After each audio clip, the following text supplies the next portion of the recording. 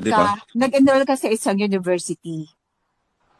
Ang university niyon may mga ano, yung mga rules. O wag kang kakain ng ganito, wag kang kakain. The fact na nag-enroll ka doon, dapat sumunod ka. Ngayon, pag hindi ka sumunod, bagsak ang iyong grade. Pag sumunod ka doon, pasado. Pero yung mga hindi nag-enroll doon, iba ang ano, iba ang paghuhusga ng alayan. Kasi hindi nila, ano, hindi man sila pumasok sa school na yun eh. They can do that.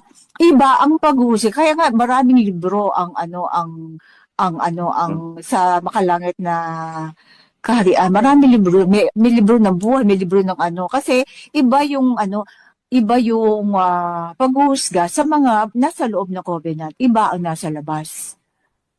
Kaya tulad nga yan, nagbigay nga ako ng halimbawa. Dahil nga mabuti nga yung tao. Kaso lang, hindi niya alam yung tunay na pangalan. So, nung sinabi ko nga yun, nung ano pa rin, yun pa rin na sinusunod niya. Sinabi ko na ang religion ay isang Babylonia. Pero nandoon pa rin siya. Ibig sabihin, kaya tinatanong, ano ba ang definition ng nasumpungan? Nalaman mo na, sinabi na sa'yo. Pero hindi mo sinunod. Hindi ka pa ba noon nagkakastala?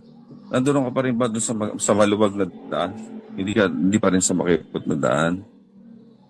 Hindi ba? Choice Kasi, niya na nga eh. Hindi siya pinili, bro.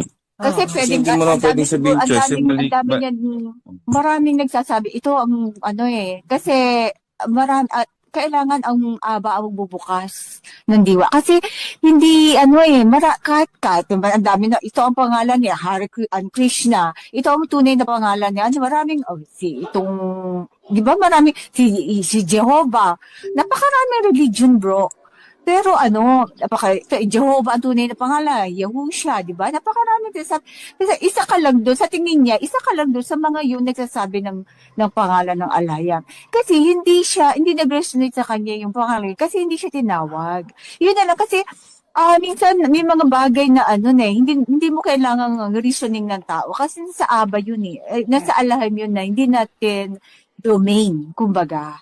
At saka bro, Siya ang ano, kung lahat ng kanyang ninanais ay magaganap. So, kung minsan, kahit anong pilit natin talaga, hindi nagaganap. Kasi kung hindi niya kalooban. Kung ano yung hindi kalooban kasi niya, yun ang magaganap. hindi kasi natin hindi natin trabaho ang magbago ng isang tao, bro.